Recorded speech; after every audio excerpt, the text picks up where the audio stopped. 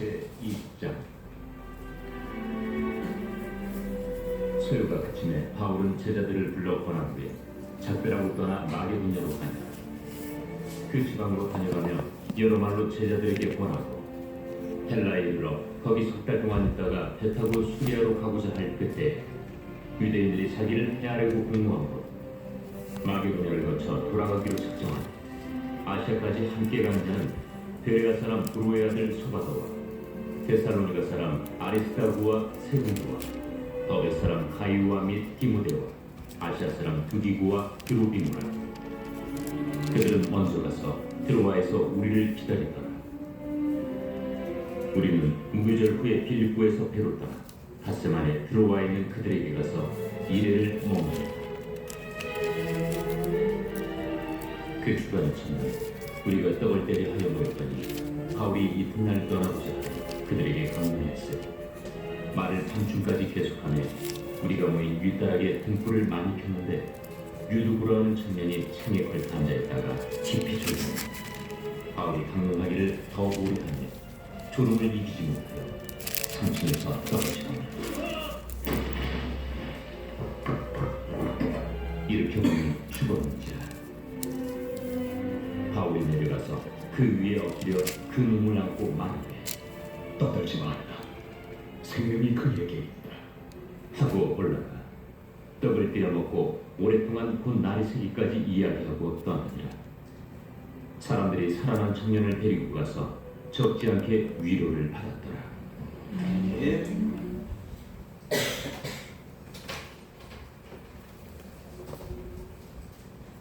자녀도 없죠? 제가 이걸 찾다가 정확한 구절을 찾지 못했는데 이게 있는 건지 없는 건지 모르겠죠. 이 그런 표현 있죠? 빨리 가려면 혼자 가고, 그죠? 그다음 뭐죠? 멀리 가려면 함께 가라. 그런 말이 있나?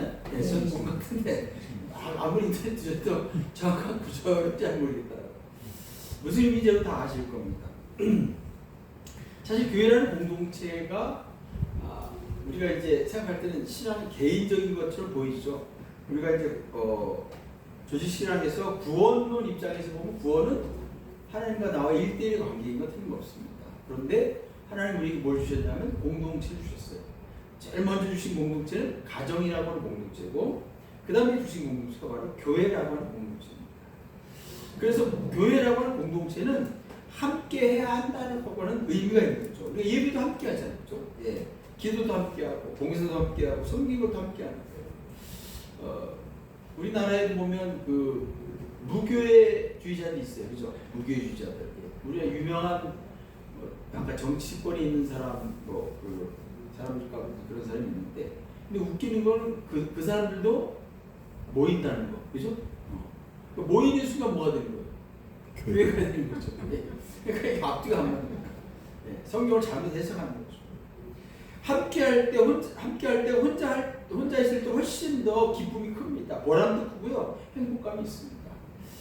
그래서 저는 이제 그 운동도요, 혼자 하는 운동 있잖아요. 혼자 하는 운동, 뭐 헬스라든지, 뭐 달리기라든지, 마라톤 이런 거, 자전거 타기.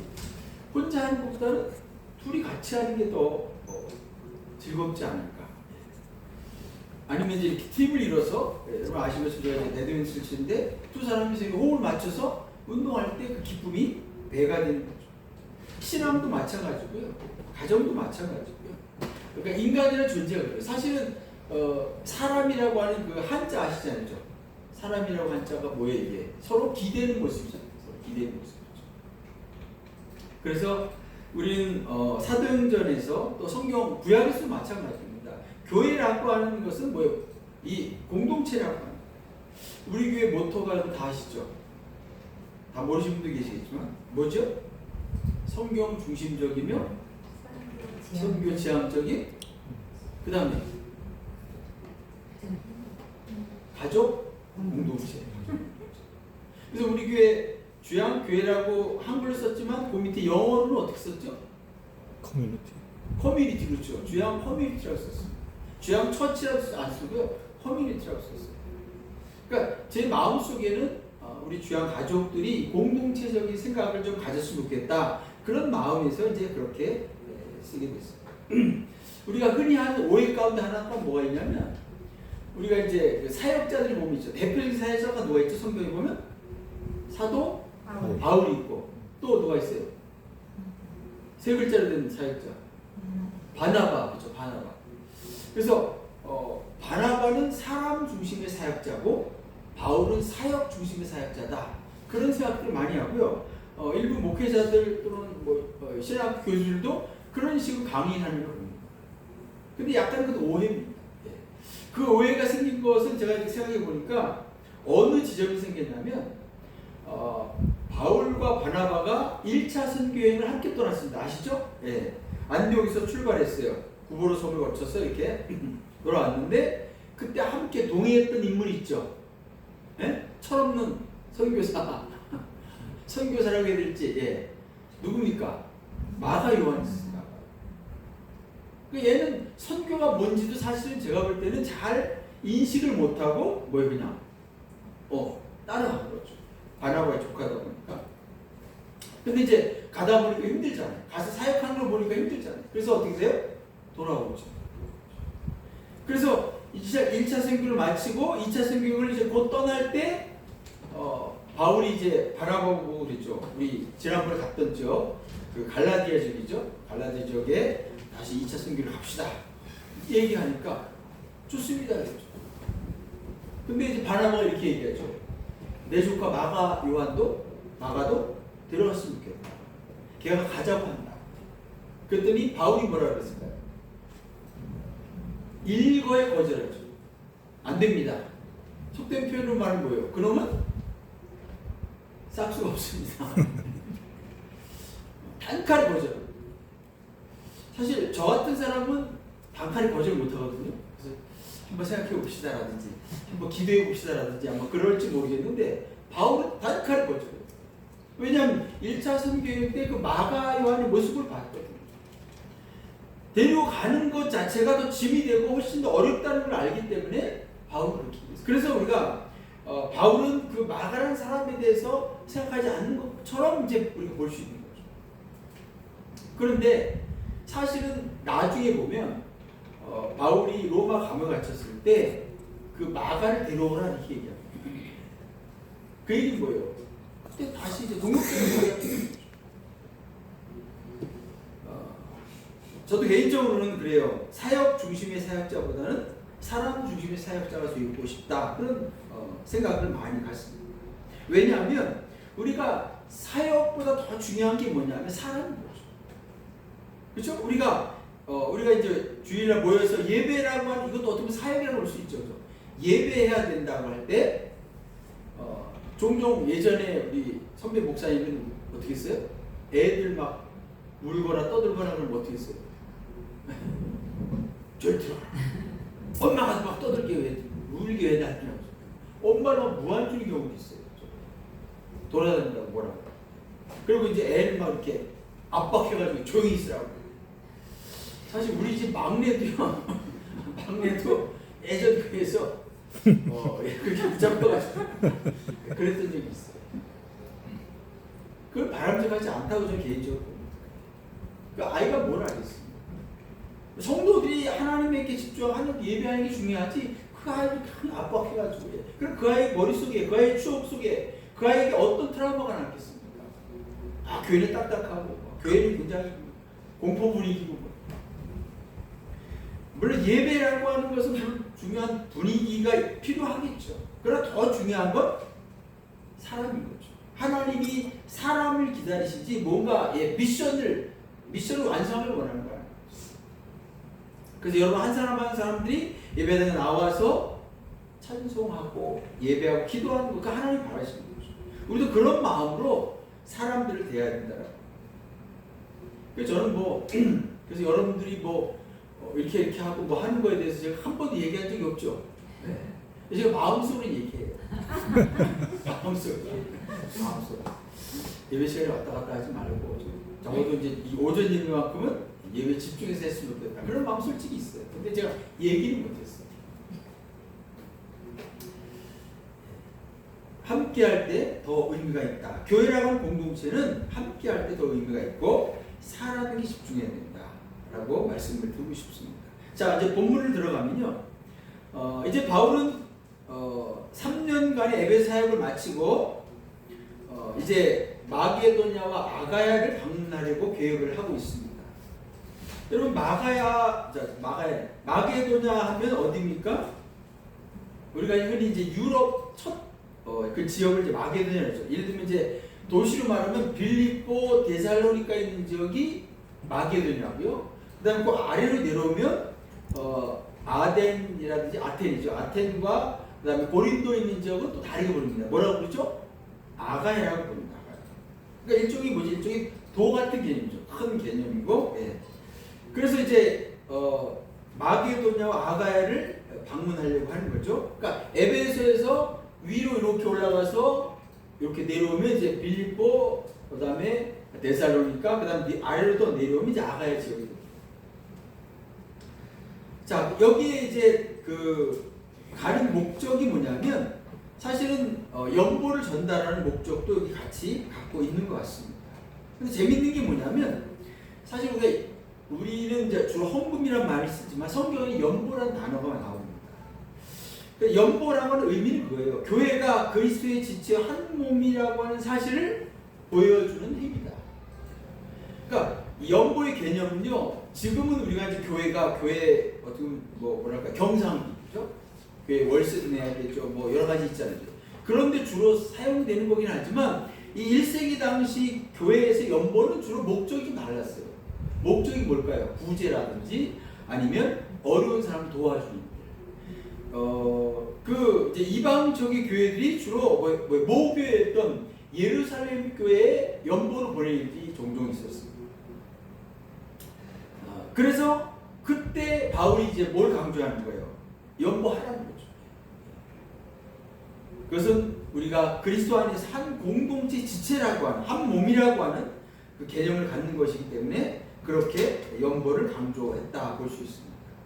자, 오늘 본문에 보면요, 이제 7명의 사람이 나옵니다. 바울이 동행하는 7명의 사람들. 이 사람은 이방교의 지도자라고 볼 수 있어요. 예. 몇 명이냐면 7명이죠. 4절부터 4절이 나오죠. 4절에 나옵니다. 거기 보면 재밌는 사람들이 나옵니다. 여기 보면 이제 이 사람들이 어디를 대표하냐면 주로 마게도냐, 갈라디아, 아시아를 대표하는 사람들이에요. 근데 고린도 교회하고 빌립보 교회의 지도자는 등장하지 않습니다. 아마도 이제 그런 것 같아요. 바울의 생각에서는 바울이 고린도 교회를 대표하고 그 다음에 누굽니까? 누가가 빌립보 교회를 대표한다라고 그렇게 생각하는 것 같아요. 그러니까 누가가 그런 목적에서 이제 기록을 하지 않았을까 생각합니다. 자, 아무튼 오늘 7사람을 한번 생각해 보려고 하는데요. 그 바울이 선교여행을 떠나는 과정 속에서 제일 많이 사람들이 등장하는 게 바로 이 부분인 것 같아요. 왜냐하면 아까 말씀드린 1차 선교여행 때는 3사람이죠. 바나바, 바울, 그 다음에 그때는 사실 시작할 때는 사울이었죠. 그 다음에 마가였죠. 2차 선교여행 때 이제 헤어지죠. 두 팀이 나누죠. 바울은 누구랑 가죠? 신라하고 가고 바나바는 마가를 데리고 구부로 지역으로 가고. 그래서 바울이 이렇게 많은 사람들과 함께하는 경우는 여기가 참 제일 독특하다고 볼 수 있습니다. 물론 기록되지 않은 부분들에는 더 많은 사람이 있을 수 있겠죠. 자, 첫 번째 사람이 누구죠? 소바도죠. 소바도 기억나시네? 소바도? 요거하고 비슷한 사람 있죠? 소시바도가 로마서에 나옵니다. 소시바도. 그래서 소바도와 소시바도가 아마 같은 사람일 것이다 이렇게 추정을 합니다. 그럼 확실하지 않고요. 이 사람은 베레아 출신입니다. 베레아. 예. 그래서 마게도냐를 대표하고요. 여러분 베레아 출신이라면 베레아 교회는 어떤 교회였죠? 베레아 교회. 그렇죠. 신사적인 교회다. 그러니까 우리 신사적이라는 표현을 쓰면 그 의미가 잘 전달되지 않아요. 더 합당한 그 의미는 뭐냐면 수용적이었다 이런 표현. 수용적이었다. 뭐예요? 하나님의 말씀, 복음에 대해서 굉장히 수용적이었다. 그러니까 설교하면 그걸 다 흡수했다는 거예요. 저도 뭐 강의할 때도 그렇고 신학교에서 또 주일날 예배 우리 교회에서도 설교하고 제가 이제 다음 주 첫 주가 되면 이제 축구교회를 가게 되는데 매월 첫 주에 사실 그 축복에 가서 설교하면요 이런 표현이 좀 그렇긴 한데 훨씬 더 설교할 맛이 나요. 여러분이 좀 죄송한 표현이 있겠지만 아니 그대로 표현하는 거예요. 거기 그 교인들이 굉장히 저를 좋아합니다. 지금 여러분이 저를 좋아하지 않는다는 뜻은 아니고 오해하지 마시고 여러분 저를 다 좋아하고 사랑하시는데 설교를 듣는 그 반응들이 굉장히 우리는 이렇게 말 그대로 뭐예요? 수용적이에요. 수용적. 뭔 얘기를 던져도 뭐야? 다 받아주는 거죠. 근데 우리 교회는 굉장히 지적이고 엘리트적이다 보니까 판단해서 이렇게 받을 것 같고 그렇진 않죠. 농담으로 말씀드리는 건데 어쨌든 베레아교의 특징이 뭐죠? 복음에 대해 수용적이었어. 하나님의 말씀을 굉장히 잘 들었다는 거예요. 그러니까 문제는 중요한 게 뭐냐면 오늘날은 사실은 조금 뭐랄까요? 무조건 듣는 거 저는 이거 바람직하지 않다고 봅니다. 그러니까 이런 거죠. 여러분과 저와의 관계는 어느 정도 형성됐잖아요, 그죠? 신뢰가, 그죠? 제가 믿을 만한 목사처럼 보이나? 그러면 이제 제 설교를 들을 때 여러분 아멘 할 수 있는 거예요, 그죠? 어떤 조건도 필요 없어요. 근데 생전 처음 목사가 설교하는데 그 앞에서 내가 설교를 듣는다. 그럴 때는 무조건 아멘 하는 거 바람직하지 않은 거예요, 그죠? 왜? 그분의 신학, 그분의 신학적 노선 이런 걸 모르기 때문에. 그럴 때 분별하는 게 필요하지만, 그러나 이제 이 바울이 설교할 때, 베레아 설교할 때, 베레아 교인들은 뭐예요? 바울이 신뢰했기 때문에, 이미 인정했기 때문에 말씀이 선포될 때 뭐예요? 그대로 다 받아들여요. 신사적이었다는 표현이 바로 그런, 우리 주양 가족들도 신사적인 성도가 되길 바라겠습니다. 아멘. 반응이 그러면 숙녀적이었으면 좋겠습니다. 예. 자, 소바더는 이제 소시바더와 동일 인물로 보기도 하고요. 별로 확실치 않다고 말씀드렸고, 그 다음에 데살로니가 출신이 누가 있냐면 아리스도고 있습니다. 아리스도고. 예. 이 사람은 이제 19장 앞장에 나왔던 그 사람과 동일 인물이고요. 드로비모, 그다음에 누가 함께 예루살렘 교회에 동행했던 사람이고요. 나중에 이제 바울과 함께 로마에까지 동행했던 사람입니다. 그 다음에 이제 세군도라고 하는 사람인데요. 이 사람은 데살로니가 출신입니다. 데살로니가 출신이 두 사람이죠. 그래서 이제 아리스도고는 굉장히 신분이 높은 사람으로 추정되고요. 세군도는 정반대예요. 세군도란 이름의 뜻이 여기 나와요? 뭐라고 하죠? 넘버 2. 그 이름이 없는 거야. 그러니까 집에서 그 당시에 1세 당시엔 그 자유민보다 누가 더 많았어요? 종들이 더 많았어요. 노예가 많았어요. 노예가 이렇게 많다고 그러면 뭐 이름 다 불리기 어렵잖아요. 그죠? 그럼 그거 뭐라고 불렀을까요? 넘버 1, 그럼 넘버 1이 오는 거고, 넘버 2, 넘버 2가 오는 거고. 그래서 그 노예들 가운데 보면요, 그 등급이 매겨져 있어요. 1등급 노예, 2등급 노예, 3등급 노예, 4등급 노예 이런 계급이 매겨져 있었어요. 그래서 이 세군도라는 사람은 노예 출신이었다는 걸 알 수 있고 이름이 없는 거죠. 두 번째라고 뜻을 가졌어요. 그래서 1세기 당시에 귀족 출신도 있고 또 노예 출신도 있고, 우리가 고린도전서 바울이 그 성찬식을 할 때 그 당시 성찬식이라고 이름 짓지는 않았지만 사람들이 뭐예요? 이렇게 그 먹을 걸 싸가지고 와서 함께 식사하는 이제 일종의 이제 포트럭 파티 같은 건데, 그걸 할 때 부유한 사람들은 뭐예요? 시간도 많죠. 도시락 싸우는 거 어렵지 않잖아요. 근데 종이나 노예들은 뭐예요? 실컷 열심히 일하고 헐레벌 또 와야 된다. 도시락도 못 싸가지고 와야 된다. 근데 함께 만찬을 나누자고 그렇게 했는데 바울이 도시락 막 7단, 6단짜리 싸운 사람은 어떤 거예요? 꺼내놓고 맛있게 먹고, 여기 도시락도 못 싸운 노예 출신들은 뭐예요? 배를 쫄쫄 굶고 있고. 그래서 바울이 뭐라 그랬어요? 너희가 하는 건 뭐예요? 성찬이 아니다, 만찬이 아니다. 바울이 신랄하게 그들을 비난했었어요. 그 당시는 귀족 출신, 자유민들, 노예 출신 다양했기 때문에 공동체 안에 교회 안에서 그럴 수밖에 없는 거죠. 그래서 지금도 그렇지요, 사실은. 교회가 제가 볼 때는 이 교회가 문턱이 굉장히 높습니다. 사람들이 생각하고 의식하는 교회라고 하는 공동체는요, 첫 번째 돈이 있어야지 교회 다닐 수 있다. 그리고 뭔가 학식도 있어야 되고, 뭔가 사람과 관계도 있어야 되고, 그런 의식을 갖고 있더라니까. 그래서 자기는 헌금할 돈이 없어 교회 못 다니겠다 이런 사람들이 있더라고요. 그러니까 우리가 이미지 잘못 심어준 거죠.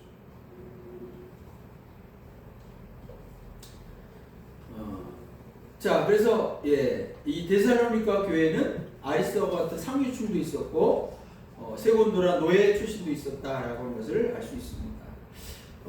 그래서 그 관계가 자유민들과 귀족들과 그 다음에 노예들과의 관계가 어그러지면요 교회가 굉장히 어려워지는 거죠. 우리나라에 참 좋은 예가 있는데 제가 지금 갑자기 생각이 나서 말씀드렸어요. 페이퍼에 없어서 정확한 이름을 말씀 못 드리는데 전라북도 김제인가요?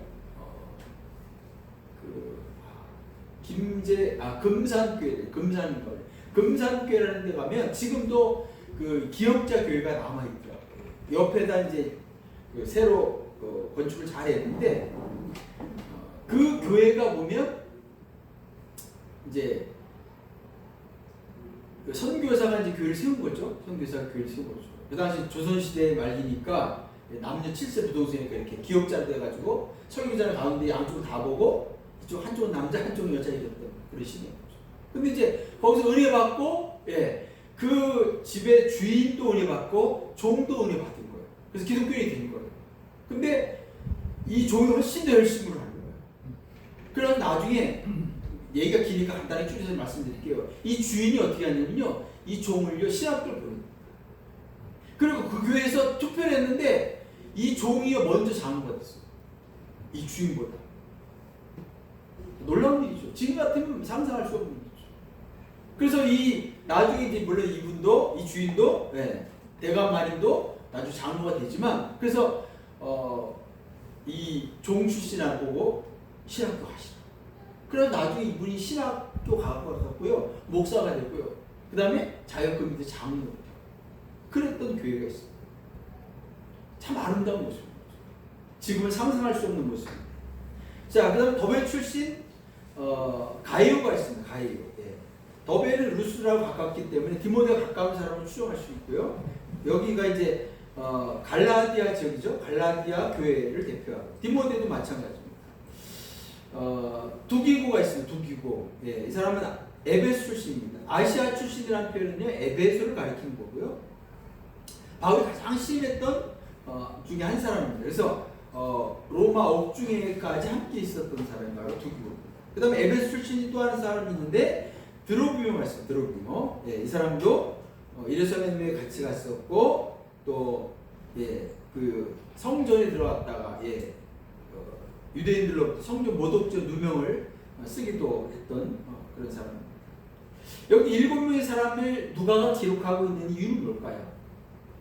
다 보면 뭐 귀족 출신도 있고 노예 출신도 있고 다양한 사람들인 거죠. 그러나 다 이들이 뭐예요? 목표 같은 거죠. 복음을 위해서, 선교를 위해서 바울이 가자는 대로 끝까지 따라갔던 사람들입니다. 교회는요 그게 필요합니다. 함께 한다는 게 참 중요합니다.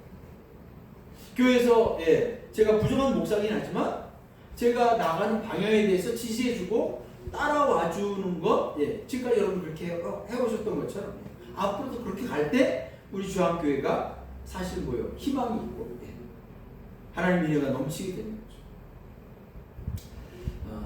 교회는 건물이 아닙니다. 겉으로 보여지는 게 다가. 세상 사람들이 눈으로 볼 때는 화려한 큰 교회, 대형 교회들이 아주 멋진 교회처럼 보여지고요. 그 교회 다니면 뭐 신앙이 좋아질 것처럼 착각하겠지만 그런 건 아닙니다. 교회는 사람이 중심이 되는 거죠. 저는 우리 주한교회에 하나님의 은혜가 임하고 있다고 생각합니다. 이 가운데서 예배하는 여러분들에게도 하나님의 은혜가 충만히 임한다고 생각합니다. 그리고 또 하나 그 다음에 이야기는요. 유두고가 떨어져 죽었다가 살아난 이야기입니다. 요거는 한마디로 말하면 이제 바울이 설교가 너무 길었어요. 밤주까지 설교를 길게 한 거죠. 아마 오늘날 같으면 어땠을까요? 다 집에 갔을 거예요. 오늘날은 뭐 저기 예배가 1시간이 넘어가면 뭐 길다 어쩐다 막 그런 얘기 하잖아요. 설교가 뭐 장로님들이 아예 막 목사들한테 청교한 목사들한테 막 시간 정해주잖아요. 설교는 25분만 딱 하시오 이렇게. 30분 넘으면 안 된다. 그러면서 그런 장로님들이 기도를 막 5분씩 해.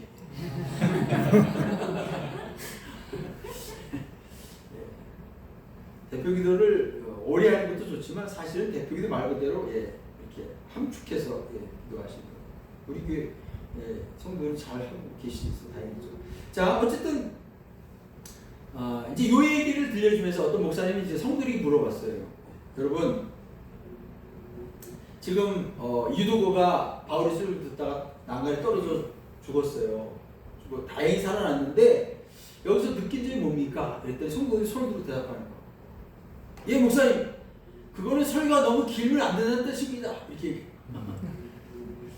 또 어떤 사람이 이거 아우, 너무 졸리면 차라리 집에 자는 게 낫습니다. 그러니까 해석을 이상하게 하는 거죠. 그렇죠? 해석을 이상하게 하는 거죠. 뭐 여기서 이렇게 해석할 수도 있겠죠? 뭐 난간에 걸터앉으면 안 됩니다라든지 아니면 하나님 그것도 하나님 뜻입니다. 하나님 영광을 드러내기 위해서 그런 거 아닙니까? 뭐 이렇게 말할 수도 있는데 어쨌든 중요한 거는 제가 말씀드릴 것은 여기서 자 보세요. 7절 잠깐 보세요. 7절 그 주간의 첫날에 우리가 떡을 떼려 하여 모였더니 이게 뭐예요? 그 당시에 떡을 뗀다는 것 자체가 예배입니다. 예배. 자 근데 그 주간의 첫날이 언제일까요? 일주일간 언제일까요? 주일 맞습니다. 주일입니다. 그 주간의 첫날 주일. 달력에 보면 어떻게 돼 있어요? 첫날이 뭐예요? 주일이죠. 주일. 어떤 사람 일요일이라고 하는데 근데 우리 왜 말할 때 자꾸 월요일, 월화수목금토일 이렇게 하죠? 우리 가족들은 바꾸세요. 일, 월화수목금토일. 일, 월화수목.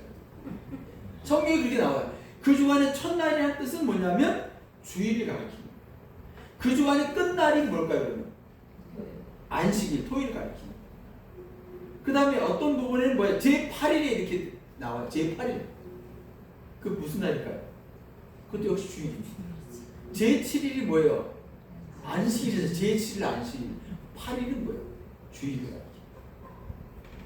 그래서 일부 성경을 삐뚤 보는 사람들은 성경 어디에 주일이 있느냐?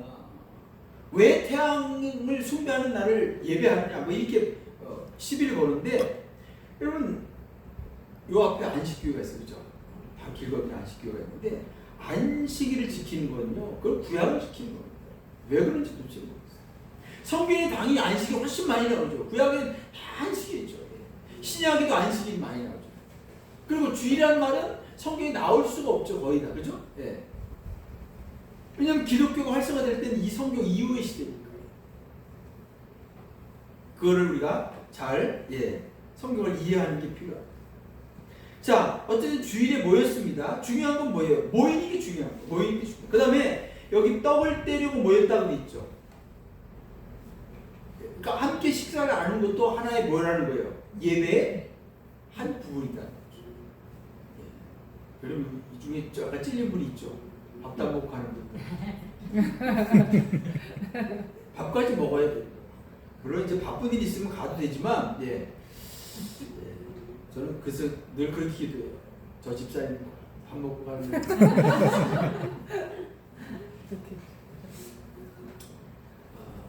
그러니까 여기서 떡을 뗀다는 말은 단지 뭐 밥 먹는다는 의미만은 아니고요. 성리를 가리키는 거예요. 그러니까 주일 예배의 가장 핵심은 두 가지였습니다. 하나는 뭘까요? 가장 중요한 게 뭘까요? 예배. 말씀이죠. 말씀이 중요해요. 두 번째 뭐였을까요? 나눔. 성리입니다. 성리. 말씀과 성리. 그러니까 그 당시는 모일 때마다 성리가 이루어졌던 거예요. 지금 여러분 그 그리스도교회 아시죠? 그리스도교회. 그리스도교 이단 아닙니다. 그리스도교는 매주마다 성찬식을 해요. 근데 이제 우리는 사람이다 보니까 매주 하면 어떻게 되죠? 약간 타성이 졌죠, 그죠? 타성이 졌죠. 그래서 가끔씩 하는 게 좀 필요하긴 한데, 그러니까 말씀과 성례가 하나의 그 수레 두 바퀴처럼, 1세기 당시의 교회는요, 그것이 늘상 이루어졌다. 그래서 오늘날 우리가 장로교에서는 뭐 1년에 2차례 정도밖에 안 하니까 성례가 좀 약화된 부분이 있는데, 어쨌든 성례는 굉장히 그만큼 중요하다는 거예요. 그래서 누가 말했냐면 어거스틴이 이렇게 얘기했어요. 성례는 뭐냐? 눈으로 보는 하나님의 말씀이다 그랬어요. 눈으로 보는 하나님의 말씀입니다. 그만큼 성례가 중요합니다. 이제 말씀을 정리하겠습니다. 유두보의 기적은 뭐냐? 하나님의 놀라운 구원의 역사가 사도 시대까지 계속해서 뭐예요? 이어지고 있다는 걸 보여줍니다. 우리가 복음서에서는 예수께서 죽은 사람을 살린 사건이 3번 나옵니다. 그렇죠? 구약에도 있었지만 신약에는 3번 나왔어요. 그리고 오늘 유독을 누가 살렸어요? 사람이 볼 때는 물론 하나님이 살리신 거지만 바울이 살린 거잖아요. 그렇죠? 바울이 그 얘기는 뭐예요? 이런 놀라운 기적적인 하나님의 구원의 역사가 사도 시대에도 계속 이어지고 있다. 사도를 통해 이어지고 있다. 이 극적인 바울의 이적을 통해서 그 모였던 사람들이 오늘 본문에 보니까 뭐라 그랬어요? 사람들이 살아난 청년을 데려와서 적지 않게 위로를 받았더라 이렇게 됐습니다. 여기 오늘날 만약 이런 일이 벌어진다면요, 이건 엄청난 큰 일이죠 사실. 그런데 여기 본문에 보면 이 사람들은 그렇게 당황하지 않았어요. 바울도 뭐라 그랬어요? 떠들지 말라. 생명이 그 안에 있다. 바울은 어떤 확신이 있었던 거예요? 이 청년이 죽었지만 하나님이 살리실 것이다. 그 믿음이 있어요. 또 하나는 뭡니까? 교회를 함께하는 것이 중요하다는 거예요. 교회를 함께하는 것이 중요하다. 함께하는 것이 성도의 교제고요. 교회의 핵심이라고 합니다. 그래서 이게 이제 영어로 표현한 거죠. 헬라어 단어긴 한데 코이노니아죠. 코이노니아. 교제. 교회는 함께하는 사람들이 공동체입니다. 거기 깊숙이 참여하는 사람들을 뭐라 그래요? 성도라고 부르는 거예요. 거기 깊숙이 참여 안 하는 사람은요, 성도라고 부를 수가 없어요. 교회하는 공동체에 깊숙이 들어온 사람은 진짜 가족이고, 우리가 가족 공동체라 했잖아요. 진짜 가족이 되는 거죠. 만일 깊숙이 들어오지 않고 대충 한 발만 살짝 들여가지고 언제든 도망갈 준비가 된 사람들, 이런 사람들에게는 하나님의 은혜가 임할까요? 하나님의 기적과 하나님의 역사가 임할까요? 그렇지 않아요. 오늘 말씀을 보면서 바울과 함께 했던 이 7명의 사람들 다 출신도 다르고 사실은 뭐 만난 지 얼마 안 된 사람이지만 얼마나 그리스도 안에서 끈끈했을까, 얼마나 그 복음을 인해서 그들의 마음이 하나가 됐을까. 저는 이제 지금도 제가 회개할 부분일 수도 있겠지만 그 피부색이 하얀 사람보다도 피부색이 까만 사람을 만나면요, 이렇게 마음의 평온함이 약간 좀 깨져. 어떻게 해야 될지 모르겠어. 좀 적응이 잘 안 돼요. 왜냐면 우리 문화 자체가 왜요? 그 피부가 검은 사람을 자주 볼 수는 없잖아요, 그렇죠? 그러다 보니까 어쩌다 만나면 뭐 어떻게 말을 걸어야 될지, 어떻게 해야 될지 좀 당황스러운 부분이 있어요. 제가 이 얘기를 왜 드리냐면 우리가 교회라는 공동체 안에는 참 다양한 사람들이 오잖아요, 그렇죠? 우리 교회 지금 좀 다 뻔히 아는 얼굴들이지만 어쨌든 가끔씩 새로운 분들이 오실 때 우리가 어떻게 그를 맞이하고 어떻게 기쁘게 대할 것인가. 그것은 우리에게 달린 우리 교회가 아름다운 교회고 정말 성령 역사하는 교회라고 하면 누가 뭐래도 그냥 말하지 않게 가까이 가서 반갑게 인사하고 환영해주고, 그럼 그 사람이 여기 따뜻한 곳이다, 정말 가족 같은 곳이다 하는 느낌이 들 수 있도록 우리가 해야 되지 않을까.